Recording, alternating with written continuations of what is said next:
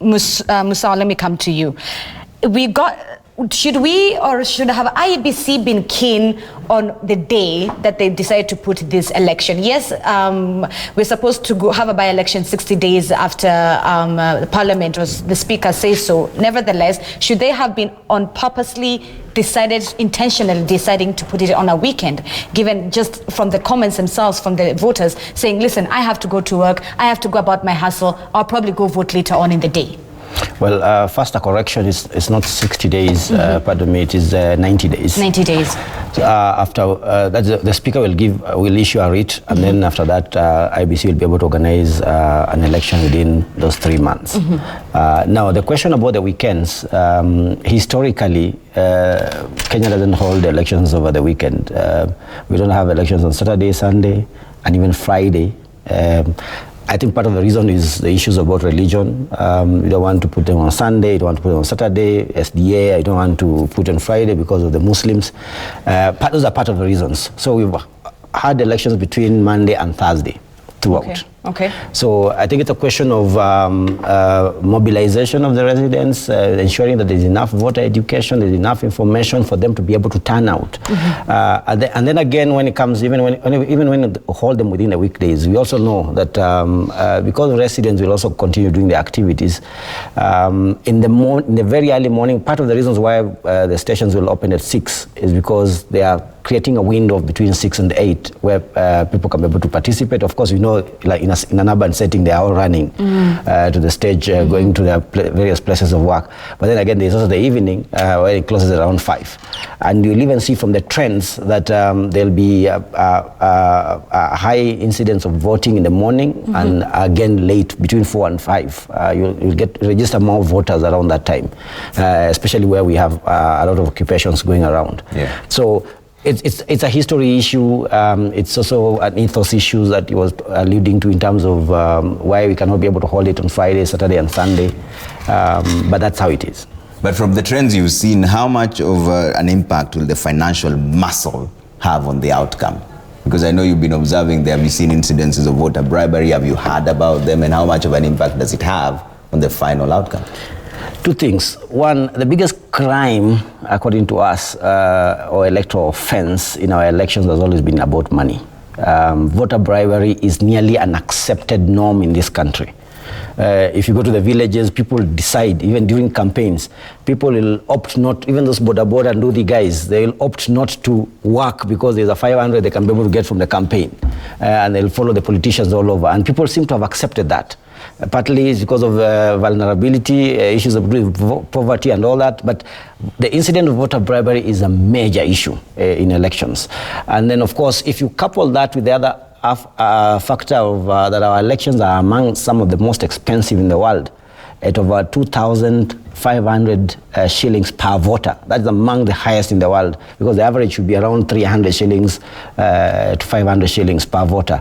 I mean, Rwanda, for instance, their cost for elections is around 300 shillings per voter. So you're having one of the highest elections in terms of cost, formal cost, but then now you look at the expenditure.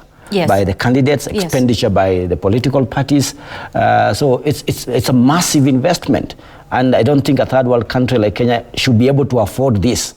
And that's, you start asking questions now, where exactly are they even getting money in a bad economy that Prof will talk about, in such a bad economy, where are we getting the money to be able to give out to these people? So it does affect the credibility of the elections. If you buy votes, then we're not talking about credibility of the elections anymore, because it's a bot vote. Okay. I'll come back to Mukwanje and the Prof on this, but we have to take a quick break now. When you come back, we're getting reports that there's a bit of fracas in Mashimoni area. We'll cross over there and find out what's happening. But listen, this contest pitting 24 candidates is happening right now. Elections have opened in several places in Kibra. 118,000 of them expected to show up. Most of them have gone to work, but let me show you a list of who they really are. Here they are, starting from Bernard, of course, with the ODM party. Some of these candidates are independent or are within a political party. McDonald Mariga with Jubilee Party, Eliud Owalo representing ANC Party, Hamisi Butichi with Ford Kenya, and Aniset Dorn with DP. All right, there's still more there. Martin Andati is with the Modern Alliance Party. Felix Anditi is an independent candidate. We have Ibrahim Kimorko, who's from the Roots Party. Kasim Abdul, the New Democrats, and Titus Mutinda, Republican Liberty Party. The list goes on. Frida Kerubo, she is an independent candidate. Matthew Musyoka, another independent candidate. National Liberal Party fronted Jared Nyakundi. National Rainbow Coalition Kenya fronted Elijah Nyamau. And Ukweli Party fronted Ochieng, Editor Ochieng to be specific. All right, the list still continues. There are 24 of them. Remember, that's what the Kibra people will decide on who becomes their next leader. The list is with Emmanuel Owiti from the Green Congress, David Odanga, who's an independent, Isaac Ogongo, who's the Justice and Freedom Party, and also we have Francisco Ojiambo, Party of Democratic Unity, and Shadrach Omondi, who's also an independent candidate. Okay, the list continues. Our last 4 candidates are as follows. Shem Ocharo with Munangao and Abraham Okoth, an independent candidate. United Green Movement has Hamida Musa, and the last independent candidate is Noah Migudo. All right, that is the list of the 24 candidates who are taking part in this contest. Earlier on, Rashid Abdallah showed you how the voting paper looks like. It's like 2 pages like this put together because they're images. So all the 24 of them, those are the ones who Kibra residents have to choose from. And you know who we're talking about? 118,658. Those are the numbers of registered voters in Kibra right now as we speak in 5 different wards. First up is Laini Saba, which has about 17,455.